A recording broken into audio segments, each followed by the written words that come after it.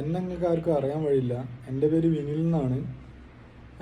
ഞാൻ ഇപ്പോൾ ഒരു ഓൺ വോയിസ് ആയിട്ടൊരു വീഡിയോ ചെയ്യാൻ കാരണം കുറേ ആൾക്കാർക്ക് ഹസ്കി വാങ്ങണം എന്നുണ്ട്, ഹസ്കീനെ വളർത്തണം എന്നുണ്ട്, അങ്ങനത്തെ കുറേ കാര്യങ്ങളുണ്ട്. നമ്മളും ഇതേപോലെയുള്ള ഒരു 2-3-4 കൊല്ലം മുന്നേ ഇതേപോലെ ആഗ്രഹം വെച്ചിട്ട് വാങ്ങിയതാണ് ഈ ഹസ്കി എന്ന് പറഞ്ഞിട്ടുള്ള ബ്രീഡിനെ.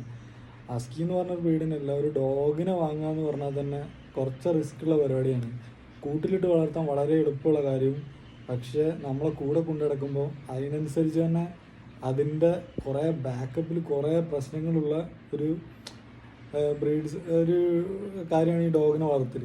ഈ ഡോഗിനെ വളർത്തുമ്പോൾ നമുക്ക്, അതായത് നമ്മൾ അറിഞ്ഞിരിക്കേണ്ടതായതും, പിന്നെ എന്താ പറയുക, നമുക്ക് വളർത്തിയിട്ട് ഇപ്പോൾ ഇത്രയും കൊല്ലം വളർത്തിയിട്ടുള്ള എക്സ്പീരിയൻസ് കാര്യങ്ങൾ, അതായത് ഒരു ബ്രീഡിങ് പർപ്പസ് അല്ലാതെ ഒരു ഡോഗിനെ വളർത്തി ഇത്ര വലുതാക്കി നമ്മൾ ഇപ്പം ചെയ്യുന്നുണ്ടല്ലോ, ആ ഒരു എക്സ്പീരിയൻസിൻ്റെ പുറത്ത് പറയുന്ന കുറേ കാര്യങ്ങളുണ്ട്.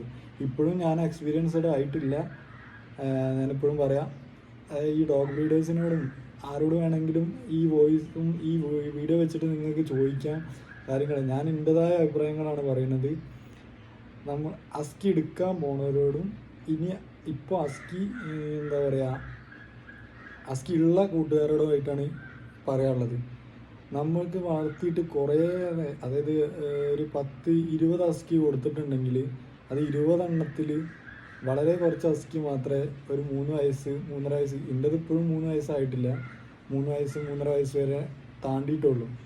ഒന്നാമത്തെ കാരണം എന്താണെന്ന് വെച്ചാൽ നമ്മുടെ കേരളത്തിലെ ക്ലൈമറ്റിന് പറ്റിയ ഒരു ബ്രീഡല്ല ഹസ്കി എന്ന് പറയുന്നത്.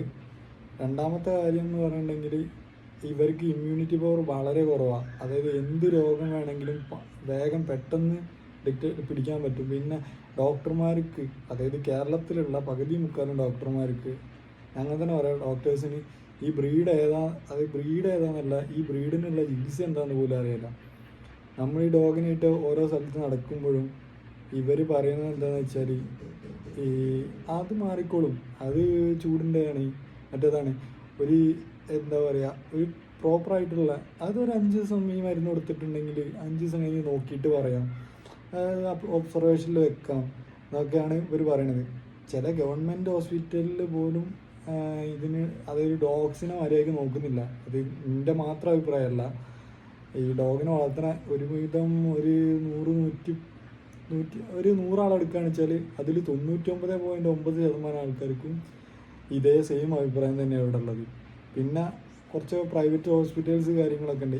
ഞാനിപ്പോൾ പേഴ്സണലായിട്ട് എനിക്ക് ഇഷ്ടപ്പെട്ടത്, അതായത് ഇത്രയും ഹോസ്പിറ്റലിൽ കൊണ്ടുപോയിട്ട് എനിക്ക് ഇഷ്ടപ്പെട്ട ഒരു ഹോസ്പിറ്റൽ എന്ന് പറഞ്ഞിട്ടുണ്ടെങ്കിൽ കോട്ടക്കലുള്ള ഡോഗ് വെറ്റ് എന്ന് പറഞ്ഞിട്ടൊരു ഹോസ്പിറ്റലുണ്ട്. ഹോസ്പിറ്റലിൽ നല്ല കെയറിങ് ആണ്, നല്ല ഡോക്ടറാണ്, പിന്നെ മുസ്ലിംസാണ്.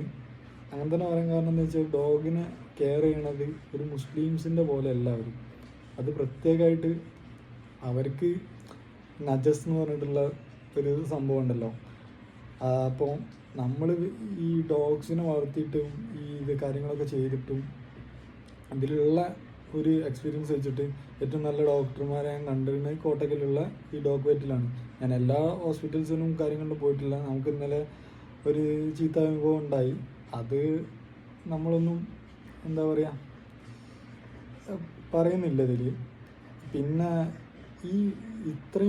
ഈ വോയിസ് പറഞ്ഞിട്ട് ഞാൻ കാര്യപ്പെട്ട കാര്യങ്ങളൊന്നും പറഞ്ഞിട്ടില്ല.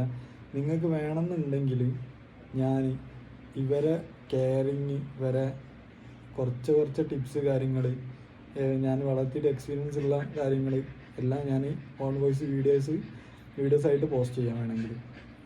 അത് ചെയ്യണോ വേണ്ടതെന്നുള്ളത് തീരുമാനിക്കേണ്ടത് നിങ്ങളാണ്. ഞാൻ എന്താ പറയുക, ഈ വീഡിയോ ഇതാക്കിയിട്ടോ എക്സ്പീരിയൻസ് ഉള്ള ഒരാളൊന്നുമല്ല. എൻ്റെതായ വോയിസിൽ ഞാൻ ഇതേമാതിരി നിങ്ങൾക്ക് വാങ്ങാൻ താല്പര്യം ഉണ്ടെങ്കിൽ ഈ കാര്യങ്ങളും എല്ലാം പറഞ്ഞു തന്നിട്ട് ഞാൻ വേണമെങ്കിൽ സപ്പോർട്ട് ചെയ്യാം. അതിന് വേണ്ടിയിട്ടാണ്.